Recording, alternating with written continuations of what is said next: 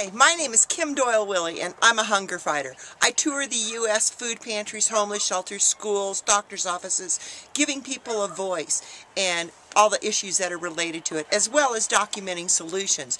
But right now, I can tell you we are in epic problems. Our children are suffering beyond belief. I'm going to read from notes today. I'm used to answering questions of reporters on video on the Snap. I'm used to using a teleprompter, but I have a lot to say.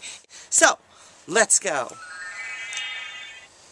I'm here to launch Occupy North Pole, which is a movement to get the 22% of our nation's impoverished children the top 4 things that they requested of Santa in 2010, which were socks, shoes and boots, jackets, and food for their families. But additionally, I'd like to see us get backpacks donated, that we can put underwear in there, because we know if their socks are shot, so are their underwear, and they need some self-esteem.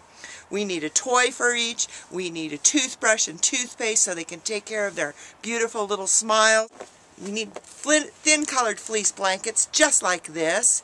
We need to have Highlights magazine or Scholastic magazine or books donated from Amazon.com so that there's something for them to read that helps them feel that they are special. So we're going to accomplish this by using the Meetup platform that Occupy Together uses. So you just go to www.meetup.com/occupy-north-pole and you'll find it, and you can set up a meeting anywhere in the United States or the world for that matter. We've got to get hold of these banks that have record profits and the top 1% and these corporations that paid 0 taxes. We need to have them donate their money, their products, in-kind donations. Our children are paying for the burden of this debt to finance the extension of tax cuts for the wealthy. On their backs, when some of them haven't had Christmas in 3 to 4 years. That's how long this recession has gone on. It hasn't ended for most of America. There are 30 under or unemployed people in the U.S. The children of those people are suffering. That's 1 in 5 children in the United States are enduring extreme poverty. 1 in 4 children in the United States are enduring hunger. So if you have a classroom of 25 people, that's 5 children in extreme poverty and 6 children enduring hunger. Your children are suffering too if those children are suffering. And this is not right in America. We've financed all of these wars and everything else. These are our children. We've gone and we've been the great people of the world. We've taken care of Haiti. We had telethons for Haiti, for Africa. We made CDs for Africa. We are the world. I mean, it was awesome, that spirit. Wouldn't you love to recapture that joy? I got this idea out of stepping out of the box for one of Oprah's life classes lessons, and her staff kind of rejected my idea, but I believe this is possible. If you could build Occupy Wall Street in 6 weeks, then we can take care of our 17.2 million children in 4 weeks. We can engage schools, organizations, retailers, manufacturers. Not only did I get this idea out of watching Oprah's life classes and seeing what she did in Africa for 50,000 children, filling backpacks of clothes for them and giving them each a toy. And it turned out the clothes were the most valuable to them. We need to have that for our own children. And I'd love to call on you, Oprah, if you could, to please hook us up with that coordination team so we have a base team to give us some direction. Although we've got a great statement of intent in the feedtheus.com website. We've got resources, we've got proposed work groups, we've got national days of activity, which I'll read you in just a bit.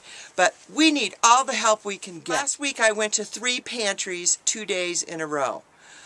The thing that really struck me at the first pantry I went to on the first day was this tiny little woman that couldn't have been more than 87 pounds, about this high, with 2 children on her hips. They looked to be about 18 months and about 4 years old.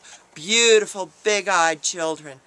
and she had a hoodie up over her, and it was a freezing day. I helped her carry her box of food out of the food pantry to her car because she was so frail. And she had a bald head, and she has cancer. So, and she's trying to feed her children, and she lives on a mountaintop where she doesn't have a phone. She's living in extreme poverty.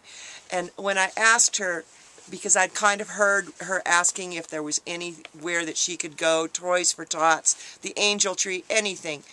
And they said that there was nothing anymore in our valley. Ever since the recession hit, for the last 2 years, there hasn't been anything because gifts went unfulfilled and organizations had to pay for them a couple of years ago.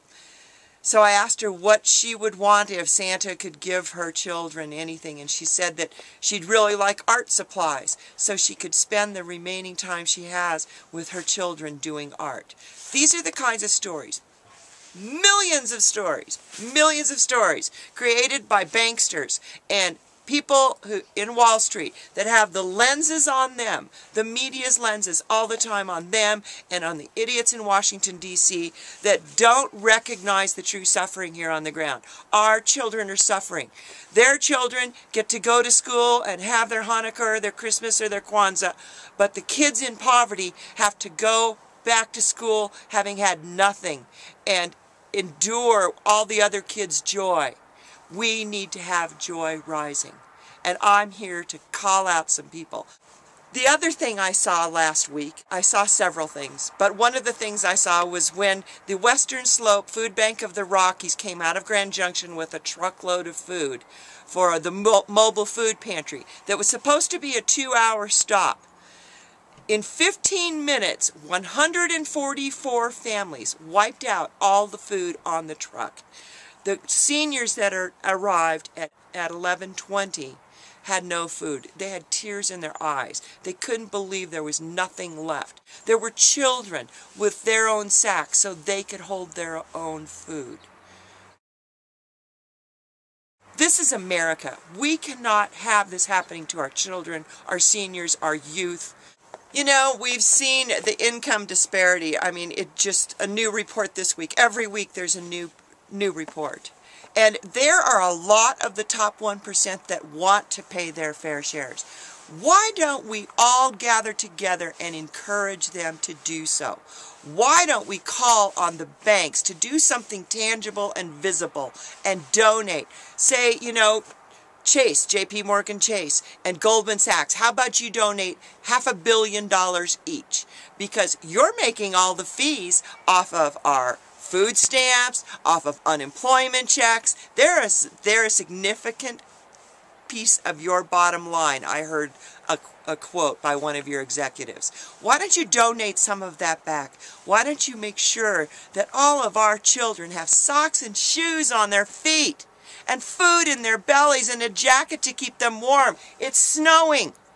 What the hell are you guys thinking? I'm mad as hell and I'm not going to take it anymore. I know I'm supposed to be a nice elf right now, but enough is enough is enough. We've had it.